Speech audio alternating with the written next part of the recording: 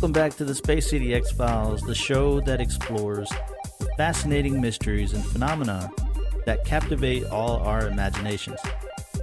I'm your host, Rick, and in today's episode, we're back and we're delving into the mind-building phenomenon that challenges our perception of reality. I'm talking about the Mandela Effect. Have you ever been absolutely certain about a particular memory? Nothing could change your mind. Nobody can prove you wrong. Nobody can tell you different. You have to go and see for yourself. And when you do, you only discover that the facts don't align with your recollection. The Mandela Effect is a captivating concept that explores the quirks of human memory and the collective consciousness of our society. Join me as we journey into the intriguing world of false memories and explore the curious phenomenon that has captivated the minds of millions. Named after Nelson Mandela, the renowned South African leader, the Mandela Effect has fascinated individuals all around the globe. It manifests in the form of shared false memories, where groups of people vividly recall events, details, or even cultural references differently than the recorded history suggests. From misquoted movie lines to the altered logos, and even changes in geography. These collective misrememberings have sparked endless debates and, of course, theories. In this episode, we'll explore some of the most fascinating examples of the Mandela Effect, delving into the perplexing case that has stirred the imaginations of skeptics and believers alike. We'll dive into the origins of the term, the psychological explanations behind the phenomenon, and why our memories can sometimes play tricks on us. Together, we'll examine the fascinating theories and discuss the scientific perspectives surrounding the Mandela Effect. So buckle up and prepare to question your own memories as we embark on this mind-bending journey through the twists and turns of the Mandela Effect. Are these simply tricks of the mind, or signs of something more profound? Let's find out. You're listening to the Space City X-Files, episode 31, The Mandela Effect. Before we continue with our investigation into the Mandela Effect, we'd like to take a moment to express our gratitude to all our listeners. At Space City X-Files, we strive to provide the best possible experience by keeping our episodes free of commercials and ads. We rely on your support to help us grow and reach more people who share our passion for uncovering the mysteries of the great unknown. If you enjoyed today's episode, we kindly request that you take a few minutes to leave us a short review on whatever platform you're listening on. Either leave a review or 5 stars. That helps us out so much. Your feedback is invaluable in spreading awareness about the show and attracting those new listeners. Additionally, if you would like to make a monetary contribution to support the program, you can visit our website and click on the Support Us tab. And there you can type in whatever amount you want. Of course, every donation we receive goes directly towards enhancing the quality of our content. We appreciate your consideration and your ongoing support. Your involvement ensures that we can continue to deliver thought-provoking episodes like today's over the phenomenon that is the Mandela Effect. Thank you so much for being a part of Space City X-Files, and we look forward to bringing you more captivating content in the near future. This will conclude today's announcements.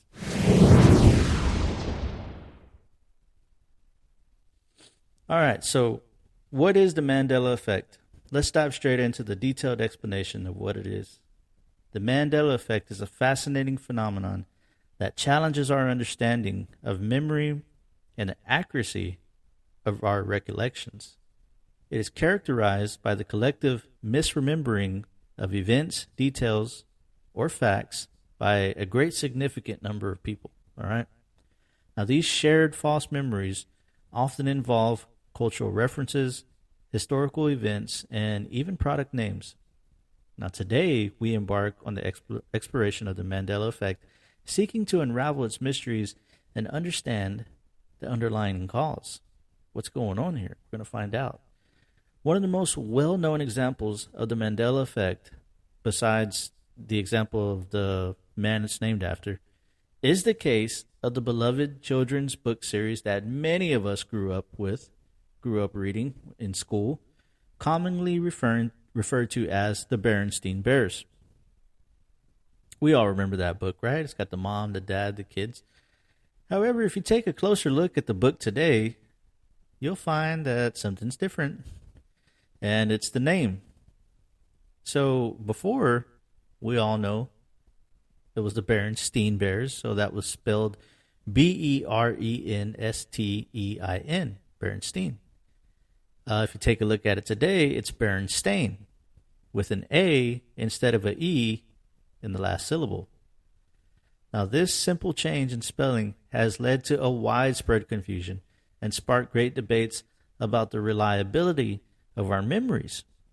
Now, some people would say, well, I go back and I check online, and it's to our surprise, it's been spelled with the A all along. What's going on here? Why are we all misremembering this? But let me tell you something about the internet. It's possible to scrub old sites. It's possible to scrub pictures. It's possible for things to change on the internet and not be there anymore altogether. So keep that in mind as we go forward. Another intriguing example lies within the realm of cinema. Now, this is a huge one right here. One of the most iconic movie franchises of all times, Star Wars.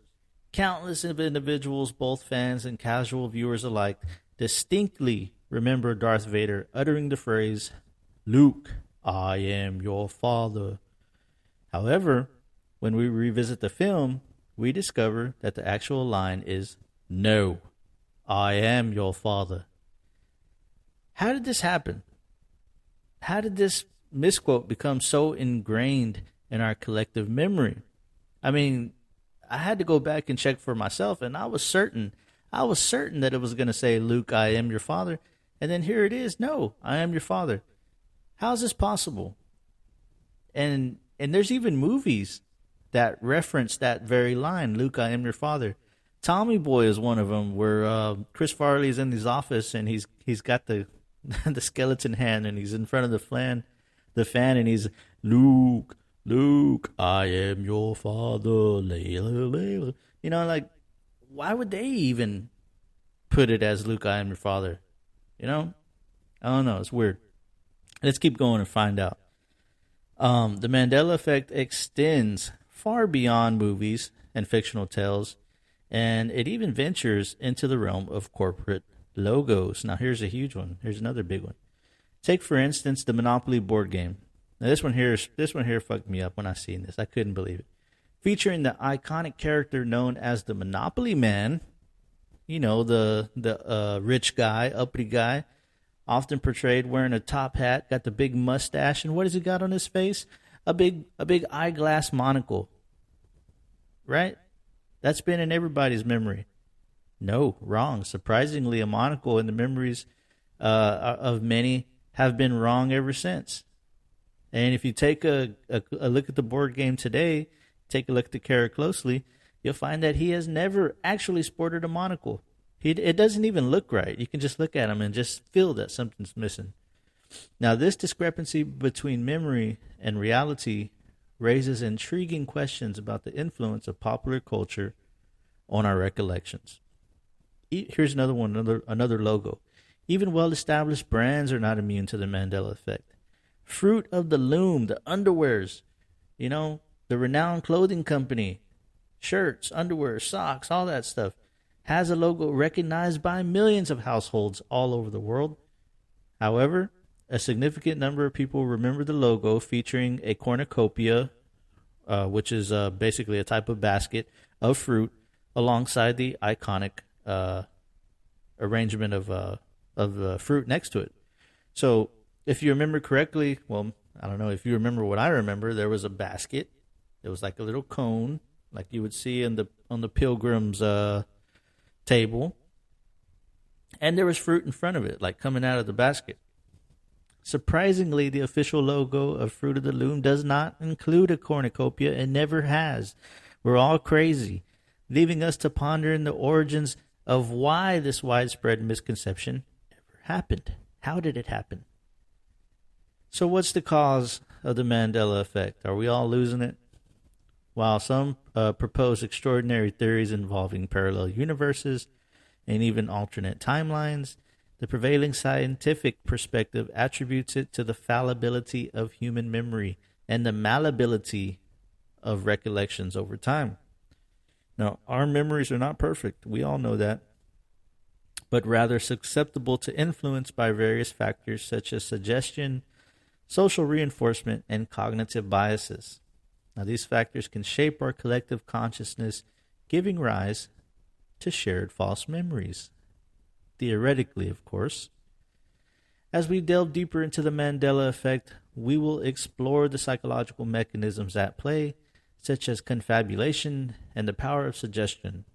We will also discuss the role of social media and the internet and how it amplifies the spreading of false memories, creating a sense of shared experience and strengthening the belief in possible alternate realities.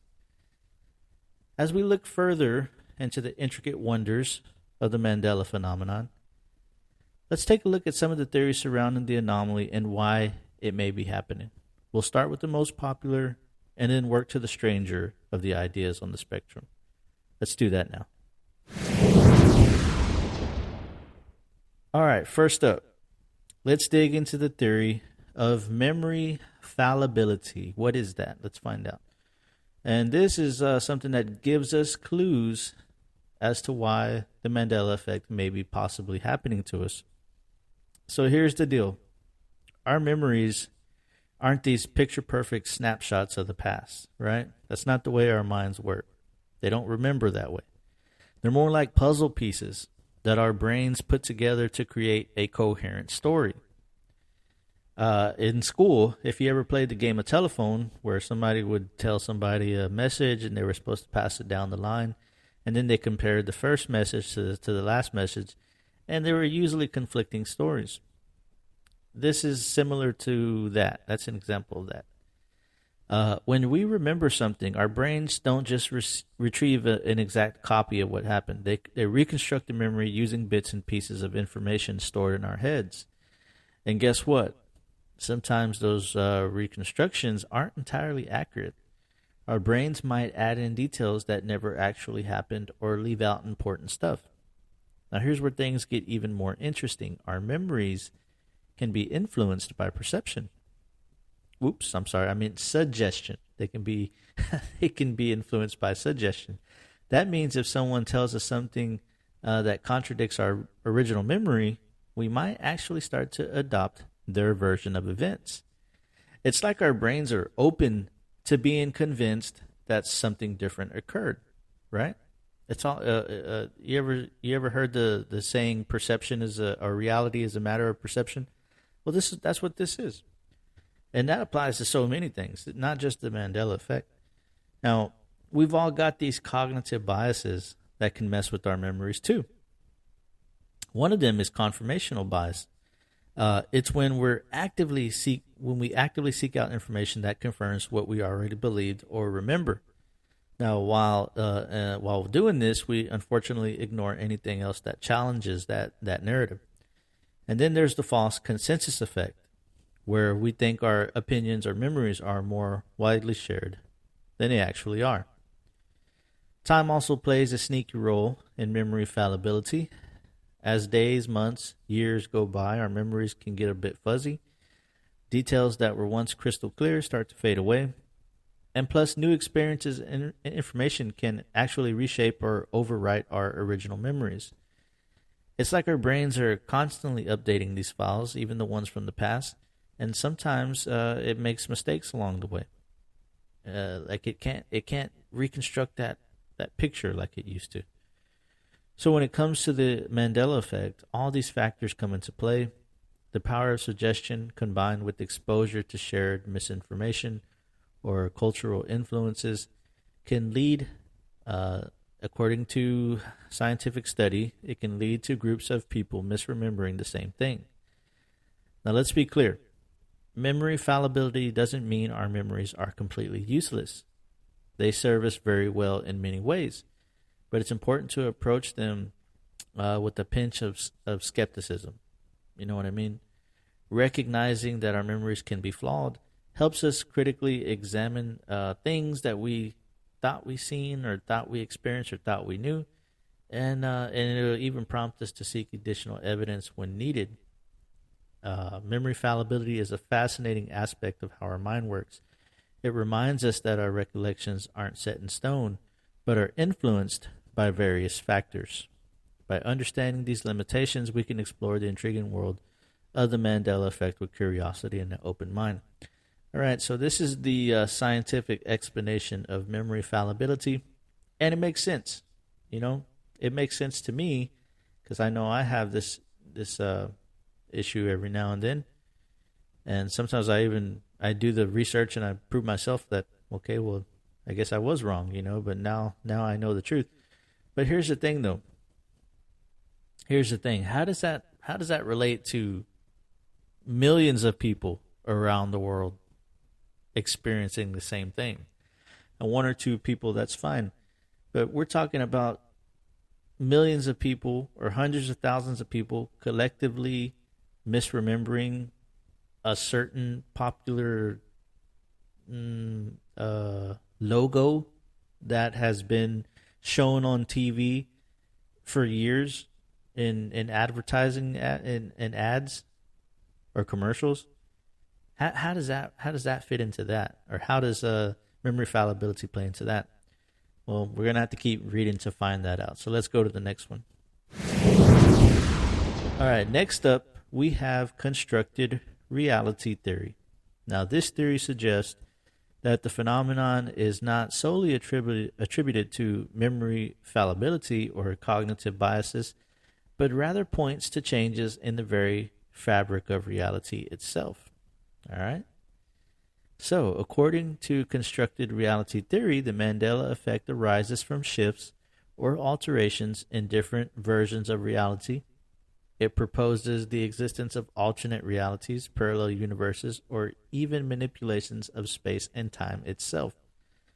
Advocates of this theory suggest that we might be living in a multiverse where multiple realities coexist. Now, each with its own set of events, details, and cultural references. They propose that the Mandela Effect occurs when individuals somehow experience glimpses into these alternate dimensions, leading to discrepancies between their memories and the actual recorded facts. Now, what could be the reason for these glimpses? Now, theoretically, something called quantum entanglement could be the reason for this phenomenon. Quantum entanglement is a connection between particles, even when they're far apart. I mean, you can be from one side of the universe to the other apart, but they can still be entangled. All right? Now, when particles are entangled, their states are linked. So changing one particle instantly affects the other, no matter the distance between them. Now, this strange correlation challenges our understanding of reality and shows that particles can be connected in a mysterious way. So anytime a quantum or subatomic process occurs anywhere in the universe, it becomes a wave function and it splits in two, meaning parallel universes are constantly created. But even with a universal wave function, randomness is still a fact of life in quantum mechanics. Now, to account for this, these interpretations say that the wave function splits every time a quantum interaction takes place, each duplicate universe containing one of the possible results. In one experiment, scientists sent an electron through a screen that was made to deflect either up or down. Now, those were the two possibilities. It has a 50-50 chance of going up or down.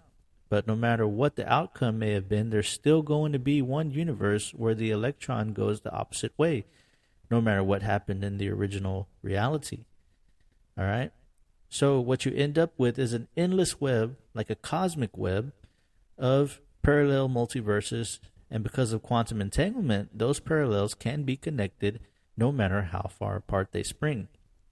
Now, this is where the concept of the multiverse becomes weighty, as it's not solely conscious decisions that result in branching realities, but every interaction at the quantum level. Even by simply listening to this show on a device, you're initiating the creation of numerous identical universes. Also, when you give that like or you leave that review, you know what I'm saying? Differing only, I want to be in the reality where you do that, right? Because that helps us out so much. And I'm sorry for saying do at the same time. Differing only in the minuscule and inconsequential quantum details occurring within the electronic systems. All right, now this is quite a lot to consider. However, there's a more significant concern. All right, humans experience consciousness as a continuous flow, and it takes time for the brain to integrate sensory inputs into a coherent conscious perception of the world. But if we're constantly splitting and fragmenting into multiple realities, how can we maintain a constant narrative of our own identity over time? It's a mind-bending idea that suggests the Mandela Effect is a result of an overload of intersecting realities. Now, some proponents believe that these intersections can cause subtle changes in historical events, cultural references, or even the physical aspects of our world. However, it's important to note that the constructed reality theory remains largely theoretical at this point, of course. While it sparks imagination and curiosity, there is very little scientific evidence to support the existence of alternate realities or parallel universes that can account for the Mandela Effect. As of now, the prevailing scientific perspective leans more towards memory fallibility or cognitive factors and the influence of suggestion and misinformation as more plausible explanations for the Mandela Effect, speaking scientifically, that is. Nevertheless, the constructive reality theory offers a thought-provoking perspective that invites us to consider the vast possibilities of the universe, and there's there's more than a few very bright minds that also believe this to be so. If you go back to our episode, Simulation Theory, you'll see all the bright minds, astrophysicists that say, yeah, we're living in a simulation, buddy. Anyways, this encourages us to ponder the mysteries of existence and our place within it, even if it currently resides in the realm of speculation. All right, our last theory delves into the realm of scientific devices and a notable organization called CERN, C-E-R-N. CERN, short for European Organization for Nuclear Research, is a scientific research powerhouse nestled near Geneva, Switzerland. All right. Now, they've been pursuing the mysteries of the universe and the fundamental laws of nature since 1954. Their primary marvel is a colossal particle accelerator known as the Large Hadron Collider, also referred to as the LHC. Picture a gigantic underground ring, kind of like the Halo ring, where particles are accelerated to an incredible speed and made to collide and crash into each other. It's like a controlled nuclear explosion, if you will, but purely for scientific exploration, of course. By smashing particles together, they can scrutinize the tiniest building blocks of matter and gain insight into the workings of the universe at its most fundamental level. In fact, CERN achieved a monumental feat in 2012 with the discovery of the Higgs boson, a particle that elucidates how other particles acquire mass. The significance of this discovery even earned them a Nobel Prize. Whoop-de-doo, right? While their work has received quite a bit of praise, it's not gone without its own share of controversy, I'll tell you that. And that's what we're going to get into.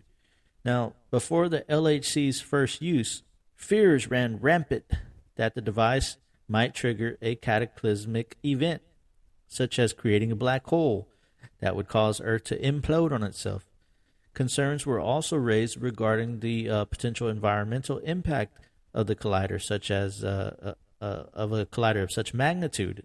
So it was too strong for Earth to handle it. Additionally, there was intriguing theories suggesting that the Large Hadron Collider's powerful collisions could generate strangelets. All right, strangelets. And this is a peculiar form of matter associated with strange matter, which is the opposite of ordinary matter found in our everyday surroundings. The theory proposed that these strangelets might convert ordinary matter into strange matter, resulting in catastrophic consequences for our world. Of course, none of the fears materialized, so we think, and we're all still here. Though debates persist about the nature of reality itself, of course. But even if those theories turned out to be false, it doesn't mean nothing happened at all. Now, some propose that slight tears and ripples occurred in the fabric of space and time, with every time when which is the result of them running this large particle collider. This phenomenon, in theory, caused our reality to intermingle or even interchange with other realities within the multiverse. Proponents of this idea argue that it provides an explanation for the collective societal lapses in memory that we all experience. So rest assured, it's not just us going crazy. According to them, this product in detail is in question actually changed things, all right? So we're not losing our minds, right, according to this theory. Now, one mind-boggling example is the Oreo cookie conspiracy. All right, this is another example. If you're not familiar, the Oreo double-stuffed cookie has always been spelled correctly as Stuffed. However, pull it up on your phone right now and take a look at the package. How's the word spelled? I'd be damned if it wasn't Stuff. Seriously? Stuff? Is that even a word? Are we expected to believe that the multi-million-dollar Oreo cookie company made a grammatical error on their beloved snack packages and they just decided to leave it that way? Or they were trying to be cool, right? Let's make it one F and be edgy. Nice try, universe. We don't believe you. All right, folks. Those are the main theories surrounding this intriguing phenomenon. But trust me, there's so much more to explore. As we said before, in these 30-40 minute shows that we do weekly, there's no way we can fit all the pertinent information in there. So we encourage you, if you find this topic interesting, check it out, go online, do the research. There's tons of people out there on YouTube, Apple Podcasts, that are much more in-depth and do great, outstanding research, and you can learn a whole lot more about it. There's even a movie on Amazon. It's pretty good. I watched it. I liked it. It doesn't really. They kind of title a lot more conspiracy into it, like the simulation theory, but it was pretty good.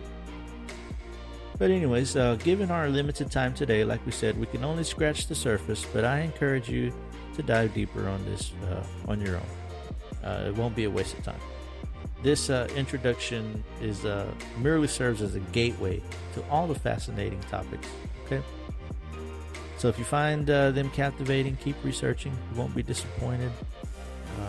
It's not a waste of time to search over this interesting stuff.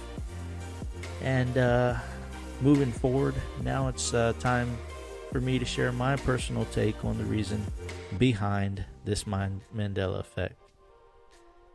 Now, in my view, all right, this is just my opinion, I lean towards the multiverse bleed-through hypothesis, and here's why. Remember when we discussed quantum entanglement earlier? Well, it got me thinking. Every action we take on this planet has some level of quantum interaction. So I believe our reality may be merging or exchanging with another, but in smaller chunks at a time, right? These chunks might consist of seemingly insignificant changes like an Oreo package design or the Bernstein Bear book, or even Darth Vader's iconic line shifting from "Luke, I am your father," which we all know it to be, changing it to "No, I am your father," which is boring and nobody likes. Boo. Perhaps that's all that has occurred thus far, but who knows what the future holds. Now, the possibilities are as vast as the theoretical multiverses are scattered through space and time. which is endless because there's an unlimited number of them. You can't count them. All right, but that's just my perspective. And I know that you're all gonna have your own. But if you listen to my last Strange Happening episode, man, I experienced something tripped out that I still don't know what it was. You know, I feel fine. I even went back for a follow up, and you know, I'm cleared medically. You know, to the day that I'm not walking this earth no more. I'm gonna believe that was something phenomenal. For me to just be in one spot driving along, next thing you know, I'm in another completely different part. I don't believe it was road hypnosis. I don't believe it was anything like that. I believe that I hit some kind of wormhole, or perhaps I bled into another and merged with another multiverse, you know, an entangled version of myself. But the experience was crazy, and I still dream about it sometimes, you know. But I haven't had anything else strange happen since then. So if you don't know what I'm talking about, go check out the last Strange Happenings episode. I think it's number 9 that I did, and you'll see. And if you go to YouTube, if you watch it on YouTube, I put clips of where I was at, my route, and everything that I was, all the places where I was driving. But it's so strange, and if you check it out and you got any ideas of what it could be, man, hit me up on email or social media. Anyways, back to this topic. If you have your own take on the matter, you've done your research, or you found something strange that you would like to share, don't hesitate to reach out to us on social media, or you can reach us on email. You can hit us up. You can see me that email at info@spacecityxfiles.com. We love hearing from you all. We want to hear from you. I want to hear what you have to say. And if it's you know, if you feel comfortable enough, maybe we can do an interview and put it up as a show. You know, I'm not opposed to that either. But anyways, that's going to wrap up this episode. Truth Seekers, I hope you found it entertaining. Any announcements real quick before we go? We got a good month coming up for you next month. I hope you tune in for that one, because it's going to be Secret Society Week. Secret Society Month. All month long, we're doing a show starting on the 5th. We're going to do over the Freemasons. On the 12th, we're going to do the Illuminati. On the 19th, we're doing Adrenochrome. And on the 26th, we're wrapping it up with Bohemian Grove. So, man, if you're into secret societies and conspiracy, you're not going to want to miss out next month, because it's going to be bomb, baby. And, man, I hope you join us, because it's going to be excellent. Anyways, yeah, so don't forget to leave those reviews. Do the thumbs up, hit the 5 stars, man. Your feedback means the world to us. Also, don't forget that our products are out at the store right now. You got the beard balm, you got the beard oil, you got the body mist. Ladies, we got some candles in the works for you. We got some soaps, bath bombs. We're going big on self-care, man. We need to take care of ourselves. There's so much stress in the world. You need time to relax, and we can't forget about number 1, which is us. If we can't take care of ourselves, if our health is declining, or our mental health is declining, then we can't take care of our families. We can't take care of other people. We can't uplift anybody else. So we need to make sure that we are taking care of ourselves. And if you got a beard, this is how you can do it. You know what I mean? So yeah, check that out. If you want to order some, just hit me up on the email. I'll get it all packaged and shipped over to you. Anyways, we'll be back next week with another captivating topic, and we'd love to have you join us again. Until then, this is Rick on behalf of the Space City X Files signing off. Keep questioning, keep listening, and keep exploring, my friends. Love you all.